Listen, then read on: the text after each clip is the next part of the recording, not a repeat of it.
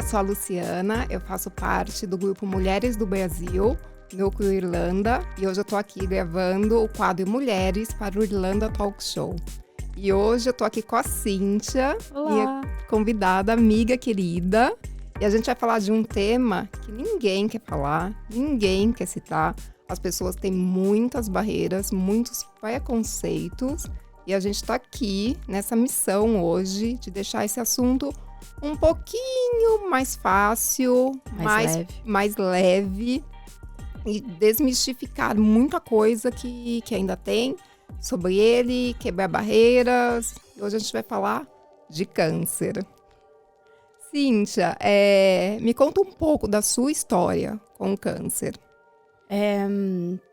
Eu vim para a Irlanda em setembro de 2016, depois eu conheci uma pessoa, depois eu tive um aborto retido, e eu acho que isso está, de certa forma, conectada com o câncer, porque eu tive um aborto retido em dezembro de 2018. Em fevereiro de 2019, eu descobri um nódulo. Coisa que eu nunca fazia de quando estivesse tomando banho, assim, do autoexame. E aí percebi aquele lump, e aí fui no GP. O GP já me encaminhou para o Hospital St. James, que eles têm uma clínica de breast cancer. E aí demorou um pouquinho para vir acho que demorou cerca de um mês para chegar meu dia da consulta. Mas aí eu já saí de lá, já sabendo que era câncer. Nossa, foi bem rápido. Porque eu passei primeiro com a médica fez o exame de toque, falou, tá, a gente precisa fazer um ultrassom, aí fez o ultrassom, aí, tá suspeito. Então tá, olha, vai fazer a biópsia. Aí quando chega na biópsia, a gente já sabe. A gente já sabe. Aí, esse foi o primeiro, né, diagnóstico. E foi assim, tudo, aquela sucessão de eventos, né? Faz biópsia, não, a biópsia não tá clara, faz outra biópsia, e aí marca a cirurgia, aquele avalanche de informações. E depois, agora, o ano passado, eu descobri metástase.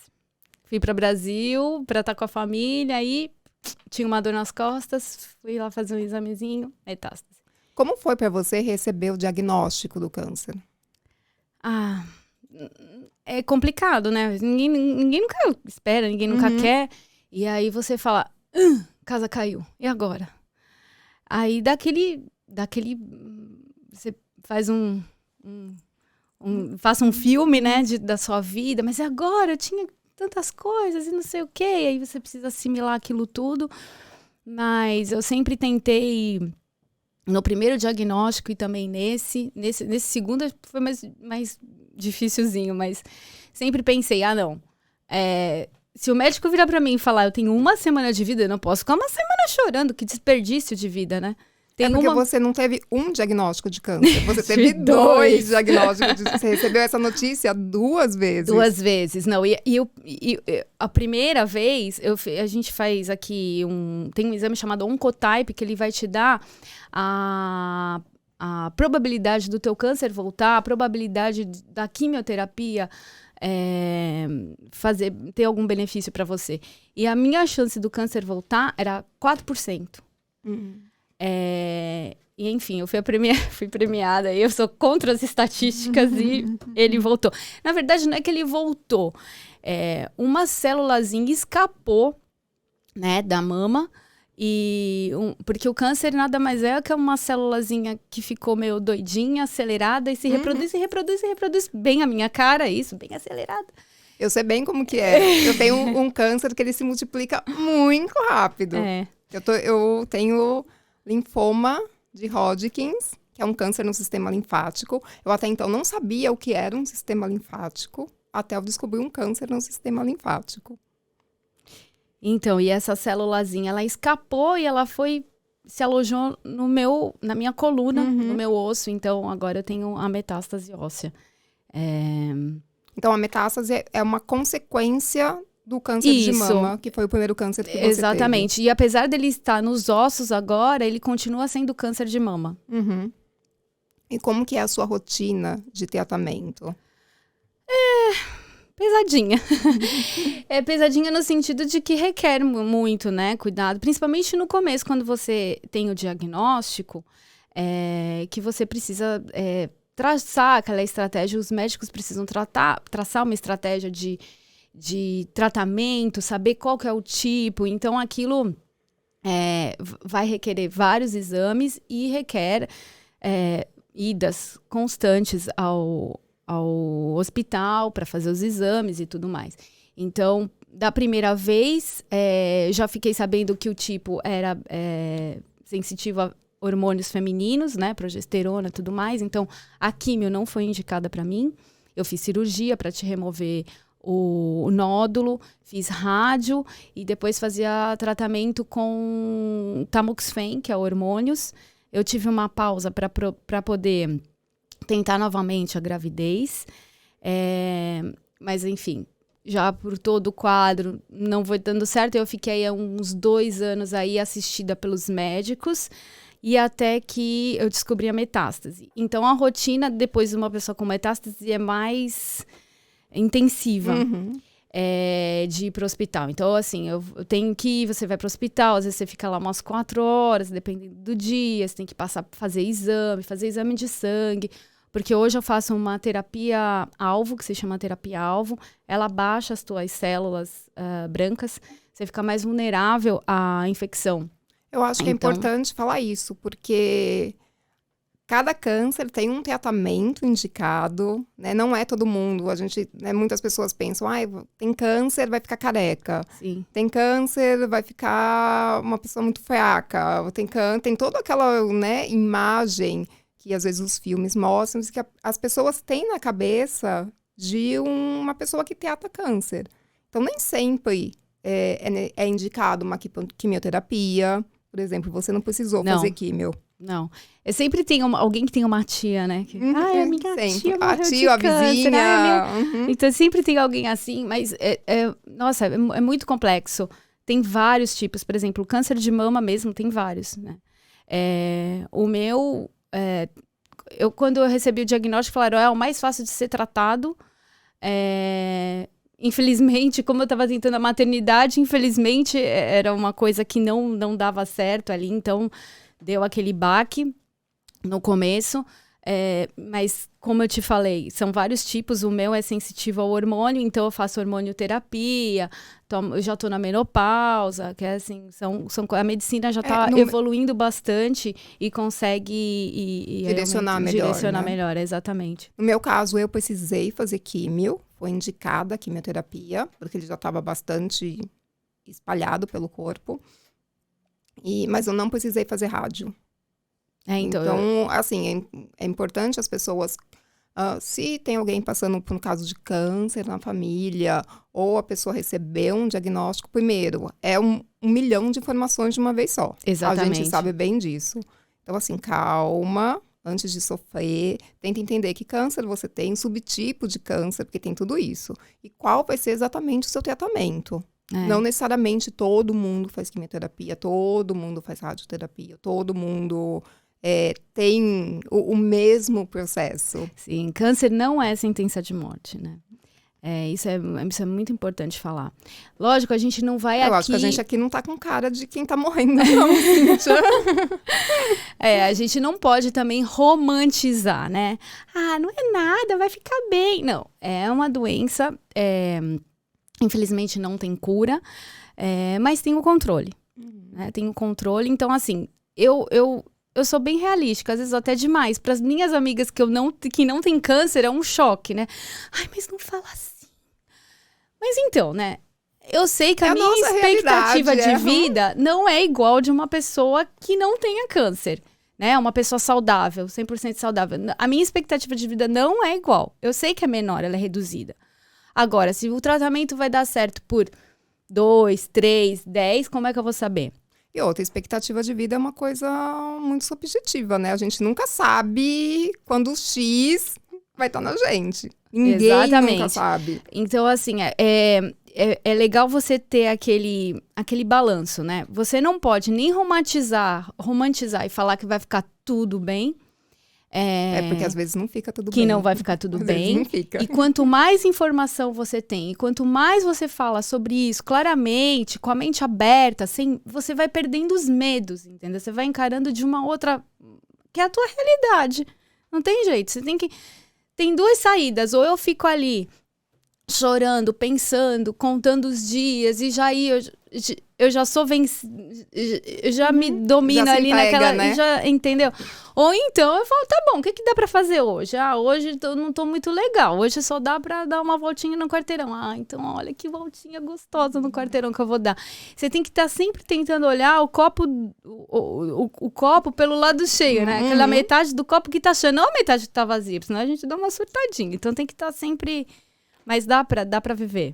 E como que, pensando no seu tratamento, como que é a questão de público, privado aqui na Irlanda? Porque esse é um assunto confuso. É muito confuso. Por exemplo, eu fui diagnosticada num hospital público. Eu tenho seguro, né? Eu tenho seguro de saúde, sempre tive. A minha GP me encaminhou para um hospital que é público. E eu faço tratamento, eles cobram do meu seguro. Então... Mas o meu tratamento, quando eu vou lá, é igual para quem é privado e para quem é público. Então, por exemplo, eu tô lá na sala de espera, eu tô esperando, é o mesmo tempo todo que eu mundo espero para as pessoas que estão do público ou o meu que tem o seguro. Só os exames que a minha médica sabe que eu tenho o seguro, então ela já me coloca para fazer os exames na clínica privada, porque a fila é um pouquinho mais curta, digamos assim. Se eu tivesse então, que esperar... Não é nem você que administra. Não. A médica, a sua oncologista e o hospital que vai administrar. É o hospital, eles só te perguntam, você tem seguro, qual que é a pólice, você dá o número e eles vão fazendo tudo. De vez em quando você tem que assinar qualquer coisa, de vez em quando também o seguro manda, seu claim aqui, seu claim, blá, blá, blá. Mas eu não faço nada, é tipo meio que automático. E para as pessoas que estão pensando em vir aqui para a Irlanda e que estão passando por esse processo, talvez no meio de um tratamento, o que você aconselharia? Porque você já está aqui, né? E quem está com essa ideia, mas e aí? O que eu faço com, né? Eu quero ir para a Irlanda, tenho que cancelar, tenho que mudar meus planos, e aí? Bom, Lu, eu acho que quem sabe responder melhor é você, porque você que se aventurou, que recebeu o diagnóstico no Brasil e que se aventurou, né? Na verdade, eu vim para Irlanda, eu mudei definitivamente do Brasil para Irlanda com uma mala, carregando uma mala e um câncer. E se eu te conheço, uma mala bem pequenininha. Não, só com as coisas básicas. E, na verdade, assim, eu descobri o meu câncer no Brasil, fiz todo o tratamento mais grosso, assim, de quimioterapia no Brasil, até o câncer estabilizar um pouquinho mais. E aí eu tinha toda uma negociação com o meu médico. Falava, você faz a sua parte, e ele falava, e você faz a sua. Fiz a minha parte, nós dois fizemos nossas partes, e aí aqui na Irlanda, procurei um GP, a primeira coisa que eu fiz quando eu cheguei aqui, e recomendo para todo mundo, tendo câncer ou não tendo câncer, vindo como estudante, procure um GP. Porque você nunca sabe quando que vai dar uma dor de barriga, e aí você vai ter que correr. Se você tem um GP, você consegue o atendimento mais fácil, numa emergência, você já tem lá todo o seu histórico. Mas enfim, então aqui eu faço todo o meu acompanhamento do câncer, porque o meu também não tem cura, com o atendimento público. Então, eu também não pago nada. Então, e eu tenho visitas frequentes com um oncologista aqui da Irlanda. Claro, o acompanhamento aqui não é exatamente igual ao acompanhamento que eu faria no Brasil, mas é bom saber que eu tenho esse suporte. Sim, sim. Então, acho que isso não é um impedimento. Não. Se a pessoa se sente que tem que vir, venha. Porque aqui tem médicos e vão te dar assistência, lógico, sem dúvida. Tem todo um protocolo, né? Uhum. Você conhece bem, né? Eles têm todo um protocolo, o que fazer. Primeiro passa os primeiros exames, aí depois passa pelos outros exames, e assim, aquela rotina. Então, assim... Os steps. Às vezes é difícil a pessoa identificar que tem um câncer, né? Que foi o seu caso. Mas eu acho que a partir do momento que você tem o diagnóstico, as coisas fluem muito bem aqui. Eles tem sempre aquela coisa de que, mas eles não pedem muito exame. Realmente, eles não pedem. Hoje, eu até entendo a questão da minha médica daqui não pedir tanto exame. Porque cada exame que eu faço é muita radiação que eu tomo. Muita. Uhum. Aqui eu vejo que eles têm um cuidado muito maior do que os médicos do Brasil com essa questão de radiação. E como também a gente, por exemplo, no meu caso, que eu tenho metástase, eu já tenho ali que conviver com ele, né? Então, assim, se eu tô bem, se o exame não mostra nada, um exame básico não mostra nada, mas eu tô bem, então eu ponho na balança. Não adianta querer fazer 20 mil exames para ficar caçando todas as célulazinhas, porque elas estão lá. Então a gente tem que viver bem. Então agora eu já tô mudando um pouco o meu ponto de vista, porque antigamente quero fazer exame, agora não. Não, tá bom, tá bem, então deixa lá, vamos fazer os exames básicos para ver se está tudo controlado. E como que o câncer afetou a sua rotina? Toda, né? toda, muda tudo rotina, toda hora. Né? Que rotina, né? Então, quando a gente tem o câncer, assim, e tá num tratamento, né, assim, mas naquele furacão de fazer os tratamentos, os exames e tudo mais, muda tudo realmente, né? Então a rotina é toda hora ir pro hospital. Assim, logo que você descobre. Depois vai estabilizando, depois vai ficando mais tranquilo, as visitas ao hospital são menores, aí você vai fazendo mais espaçado e tal, mas a rotina muda bastante. Também tento ter hábitos mais saudáveis. Né? Tem gente que resolve falar, tá bom, a vida é curta, eu quero fazer de tudo. Então, eu tento fazer uma rotina, porque eu sei que é muita medicação para o corpo, né? O tratamento é muito invasivo, é muito pesado. Então, assim, eu tento me alimentar bem, tento fazer uma rotina de atividade e aquilo tudo. Lógico que eu me permito tomar, como o médico também permite, quem sou eu para não fazer, né? Tipo, tomo lá um vinhozinho quando eu quero, como uma besteira, até bastante, até. Mas assim, a gente vai... eu acho que eu sou mais da vida louca. Então, tá vendo? Que são diferentes maneiras de você... lidar, né? Então, assim, como é muita medicação que eu tomo, então eu falei assim, então vamos dar uma trela. Um equilíbrio. Vamos dar uma treguinha ali pra ele, vamos tentar... Essa teoria, né? Pra ter uma vida mais saudável pra ajudar a me manter bem. Não, e isso de rotina, a gente deu risada, porque assim, a gente tem que ter o plano A, o plano B, o plano C, porque a gente nunca sabe o que vai acontecer. Eu já tô no alfabeto grego, acho. Porque os planos mudam toda hora. A gente também aprende muito isso, né? A gente não tem controle nenhum de nada. Então, por exemplo, já fiz uma programação da semana, e aí eu tava com uma dor, liguei pra médica, a médica, vem pra cá, vai ter que ficar internada, sem se mexer, porque a gente não sabe se tem alguma coisa em risco. Aí você tem que cancelar todos os teus planos, né? E às vezes as pessoas é meio difícil das pessoas entenderem. Mas a gente faz planos, é lógico que a gente faz, né? Todo mundo faz planos, não tem como não fazer. Normal, né? Nem que seja... Mas eu acho que a gente aprende, querendo ou não, no amor ou no ódio, a ser mais flexível, adaptar. Sim. O plano A é esse, mas vamos mudar.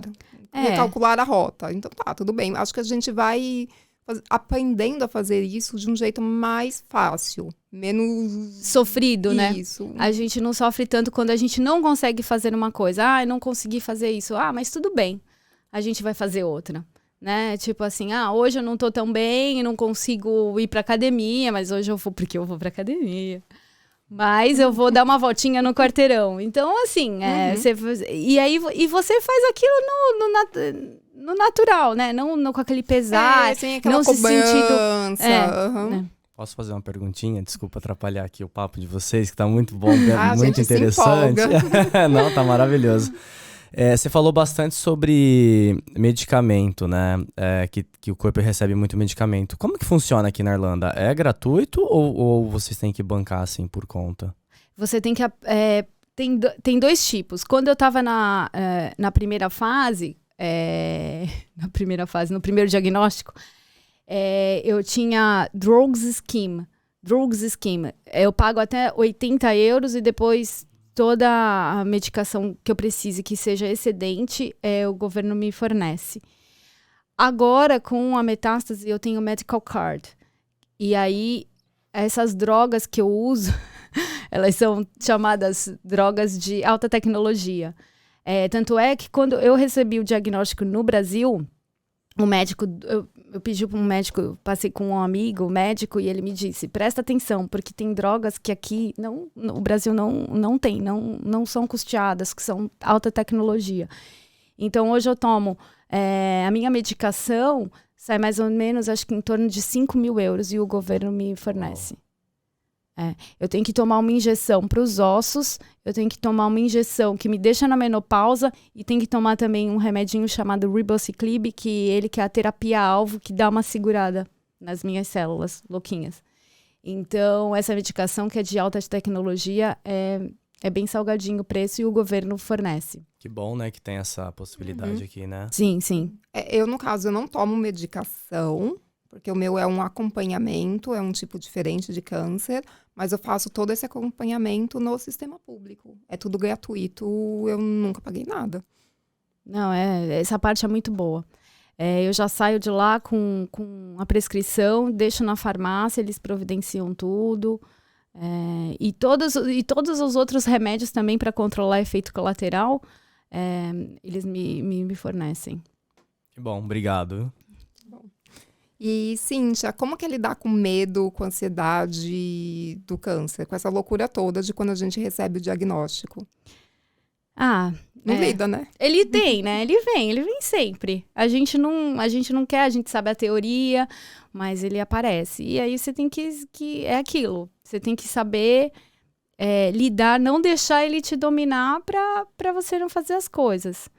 Eu li uma pesquisa que, assim, não importa se você já fez 1 ano de remissão. Remissão é quando as células do câncer estão sob controle, chama remissão. Não importa se passou 1 ano, se passou 2, se passou 10. Tem sempre aquele medinho do câncer voltar.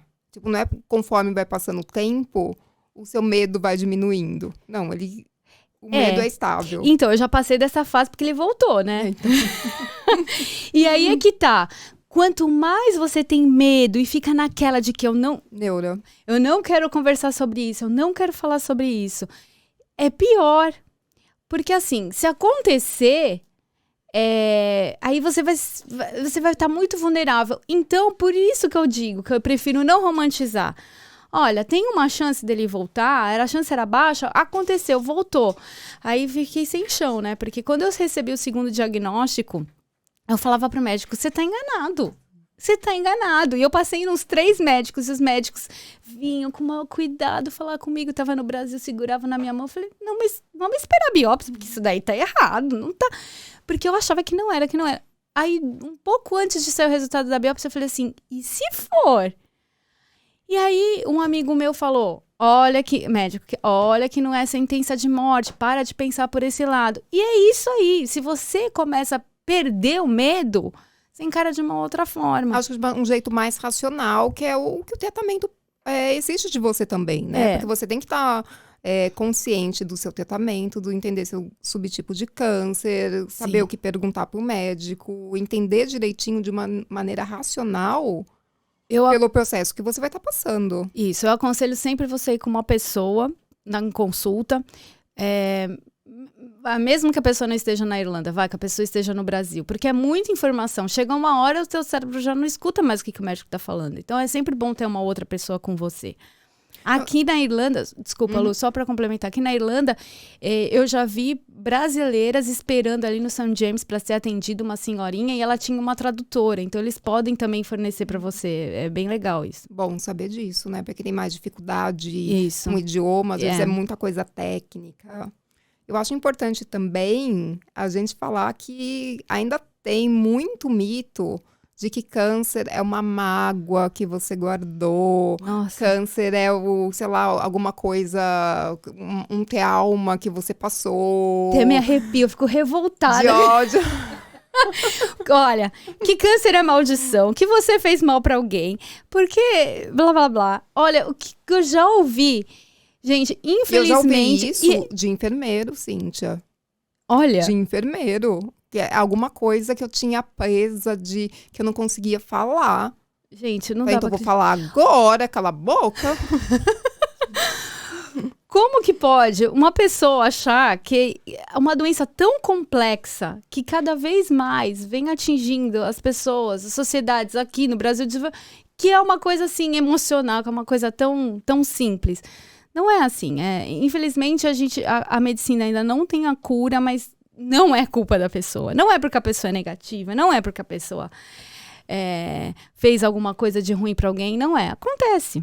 É um errinho na célula que pode acontecer com qualquer um, até porque assim, a gente vive num mundo que a gente come muita comida industrializada, a gente lida com muita poluição, né? E a gente ainda não sabe direito todos esses efeitos no nosso corpo. O que dá o gatilho, né? Por exemplo, a gente sabe que tem aí a questão da genética. Uma coisa que todos os médicos me perguntaram: você tomou anticoncepcional? Quanto tempo você tomou anticoncepcional? Olha, eu tenho 46. Quando eu tomei anticoncepcional lá atrás, nenhum médico falou pra mim que poderia ser gatilho pra alguma coisa. Hoje em dia, não. Né? Então, quer dizer, são coisas que é uma combinação de fatores que você hereditário ou de coisas que você consome que lá na frente vai dar o gatilho, vida, né? Mas não porque a pessoa é negativa. E olha, quem recebe um diagnóstico não tem como não pensar coisas ruins, né? Porque a gente tá aqui falando de ser positivo e tal. Mas isso não quer dizer que não me passe coisas ruins pela cabeça. É impossível, a pessoa vai ter, vai acontecer, pode acontecer isso, porque até é probabilidade. E é como eu falei, quanto mais você fala e quanto mais você entende, você vai perdendo medo. Se acontecer, você fala, tá bom, tô pronta para encarar se acontecer. Porque eu já sei que pode acontecer aquilo. Não, e eu fico com muita raiva de quem tem ainda essas histórias, já é uma mágoa, alguma coisa, porque assim, já é difícil você lidar com câncer. Já é difícil você receber um diagnóstico. Já é 1 milhão de informações, exames e coisas assim, que você nem tá esperando. E ainda você ouvir que a culpa é sua. Ou então... É muito pesado. Ou então aquele positivismo exagerado, que não é nem vai dar tudo certo, já deu. Agora já tá na vibe do já deu tudo certo. Não, às vezes não vai dar certo. Às vezes não vai dar certo. Não vai dar certo, não vou mentir. Não é uma coisa fácil. Não vou mentir pra... Lu, você tá aqui, não é fácil. Não é fácil. Que vai ficar tudo bem. Impossível, que vai ficar tudo bem. Às vezes não fica tudo bem. Olha, eu sou uma pessoa de muita fé. Mas não é tipo jogar pra Deus a responsabilidade e falar, não, Deus tá ali, eu vou ficar curada. Não é bem assim. É uma coisa muito complexa. Você tem que estar com o pé no chão, não romantize e entenda, né? Se você tem alguém que tá passando por isso, entenda. Às vezes as pessoas se afastam porque elas não sabem o que falar pra você. Né? Elas não sabem como lidar com aquele assunto próximo a ela. Eu descobri que eu tenho muitas amigas que elas se sentem mais incomodadas com o câncer do que eu. Porque eu agora já, tipo assim, tá aqui, vamos comigo, vamos ficar todo mundo junto, feliz. Até onde dá, a gente vai vivendo junto. Tem pessoas, não falar esse nome. Gente, como que eu não vou falar? Eu preciso falar todo dia. Você imagina, na época da pandemia, você não falasse, olha, eu tenho câncer, como é que ia ser? Não tem como. Você tem que... Não, fora que a gente tem que falar quando a gente vai no dentista, qualquer procedimento que a gente for fazer, a gente tem que informar nosso histórico, né? Meninas, rapidinho aqui, a gente tá chegando ao final, mas a gente tem pergunta do público, tá? Ó, o público tá aqui do lado, ó. Meninas, uma pergunta para vocês duas, né? Vocês falaram sobre a questão da ansiedade para tratar durante o tratamento, quando soube o diagnóstico, mas como funciona para vocês lidar com as pessoas ao redor de vocês, né? Que não têm esse conhecimento que vocês adquiriram por conta de estar dentro, né? Fazendo o tratamento, que olham para você e falam, ai, tá com câncer, meu Deus. Então, como é que é isso com a sua família, com os amigos, as pessoas ao redor? Como é que vocês lidam com esse sentimento? Eu acho que é uma questão de educação. educar as pessoas de que tá tudo bem falar esse assunto, que é um assunto que está cada vez mais recorrente, que está cada vez mais difícil fugir desse assunto, né? Porque os casos de câncer têm aumentado. E que bom, porque as pessoas estão, assim, que bom, porque as pessoas estão tendo um diagnóstico e podem tratar, a medicina está bem avançada. E eu acho que quanto mais natural ficar esse assunto, menos barreiras são criadas. É mais fácil falar, as pessoas não têm aquele mito de, então eles falam como se a gente já fosse morrer. Amanhã, fosse uma coisa rápida, assim. Então, é mostrar que, assim, é um assunto que pode ser falado como qualquer outra doença, e quanto mais a gente fala, como a Cíntia comentou, ele vai ficando mais fácil. E também tem todo o acolhimento. Isso. Eu acho que esse é o lance, né? Não tem erro para a pessoa querer amparar alguém, né? Então, não tenha medo de falar, mas tente também não menosprezar a dor da pessoa, sabe? Não menosprezar e também não se fazer de coitada daquela pessoa. Da pessoa. Eu soube de um amigo que tem câncer, eu não sei lidar, então eu vou me afastar. Eu acho que você não erra em falando coisas do tipo, eu sinto muito porque você tá passando por isso, tem alguma coisa que eu posso te ajudar? Vamos dar uma volta? Vamos fazer isso? Você precisa de alguém que te faça um almoço hoje porque você não tá bem? Alguma coisa mais assim, sem aquela positividade. Vai dar tudo certo, não pensa assim. Ou então, de uma certa forma, acaba menosprezando o que a pessoa tá passando. Então, tentar ver, tá ali, ouvir, perguntar o que a pessoa quer. Abraçar, de uma forma mais entender. natural, sem ficar também, tipo, né? Ai, meu Deus, o que eu vou falar pra ela? Não. Abaixa, fala o que você... amor não tem erro, né? É só amor o não tem, acolher. Estou aqui exatamente. porque você precisar.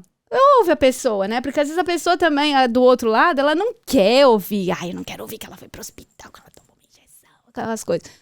Mas, poxa, ouve, o que tem, né? Demais, tá? Se coloca à disposição da pessoa.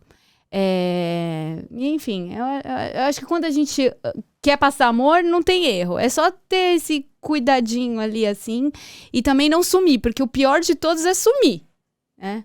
Esse é o pior. Descartar a pessoa que tá lidando com câncer, né? Ela ainda tá lidando com câncer, várias coisas, e ainda ela se sentir descartada do grupo, descartada do trabalho, como se ela não fosse mais importante. Inclusão. Eu acho que a palavra é inclusão e mais naturalidade. Apesar de ser uma coisa que incomoda muito, porque as pessoas acham que ninguém vai passar por isso. Então elas acham que se não falar, elas não vão passar. Né? Se eu não falar, não vai acontecer comigo. E não é por aí. Eu acho que a gente tem que abraçar, a sociedade tem que abraçar e tudo mais, pra ficar uma coisa mais fácil sem tantos preconceitos. E, Cíntia, quem tem câncer, consegue ter planos pro futuro? Consegue, lógico que consegue. Semana que vem eu tô casando, que não era meu plano A. Esse daí já é o meu plano, vamos dizer, X. Mas e a gente faz planos. Lógico, eu sei que tudo pode acontecer que pode não dar certo. Até eu só... Acho que como qualquer plano, né? Então. Acho que não existe um plano perfeito.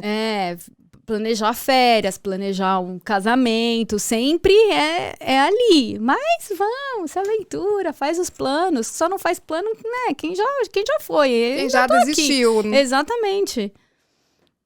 Muito obrigada, Cíntia. Obrigada, é sempre uma delícia conversar com você. Digo mesmo. A gente aprende bastante. E é isso. Gente, câncer é um assunto que deve ser falado para ele ficar cada vez mais leve, para as pessoas lidarem de um jeito mais fácil e lidar com isso, porque, infelizmente, é uma coisa muito frequente e vai estar cada vez mais. De acordo com pesquisas e tudo mais. E não é porque a gente tá rogando praga pra ninguém, não, viu? É porque, infelizmente, tem acontecido. E espero que com esse nosso bate-papo aqui possa ajudar as pessoas a ter mais força, porque como eu falei, não é fácil, né? Não é todo dia que eu tô aqui, não, tem dias que a gente acorda que não quero falar com ninguém. Sim, porque tem todo o efeito da medicação que a gente toma, né? E o meu que é hormonal, coitado do meu futuro marido, coitado, ele que sofre. E a gente vai lidando com isso e tudo ao mesmo tempo. Exatamente. E aí, pra quem tá passando por isso, é difícil, mas a pessoa não tá sozinha. Fica aí meu contato da Lu, pra quem quiser falar, porque a caminhada é mais fácil quando a gente tá junta, né, Lu? Não, eu acho mais fácil contar a história da gente que já passou por isso, porque pode ter alguém que tá descobrindo o câncer agora. Então, assim, a gente tá meio que falando do futuro, sabe? Já faz 5 anos que eu tô em tratamento, que eu fiz meu tratamento e tô em acompanhamento. Então, assim, imagine que daqui 5 anos você pode estar falando desse assunto abertamente, pode estar fazendo planos, pode estar planejando um casamento. Não é? Muita coisa pode estar acontecendo. Então, é legal quando a gente tá no olho do furacão. Exatamente, saber histórias de quem já passou por tudo isso. É isso aí. Muito obrigada. Obrigada, Lu. Obrigada, gente. Obrigada a todos. Que episódio genial, gente. Obrigado. É a primeira vez, né, que eu ouço esse assunto dessa forma, né? Eu acho que esse episódio vai ser muito bom para muita gente. Parabéns. Obrigada. Obrigada.